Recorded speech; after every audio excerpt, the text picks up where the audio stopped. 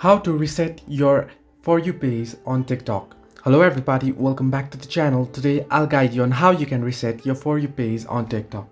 Now, if you open up the app and you'll get an interface like this and you'll directly get your For You page right here.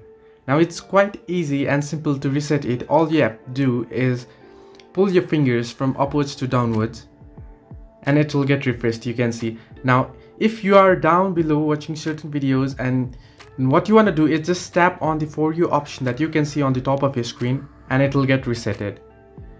Now if you want to customize your preferences on For You page, what you want to do is tap on the profile icon that you can find on the bottom right of your screen. Now once on profile, you'll get the three line option on the top right corner of your screen. Tap on it and you'll get three options: created rules, my QR code, and settings and privacy. Head into settings and privacy, and here if you scroll down under content and display, you can find the option content preferences.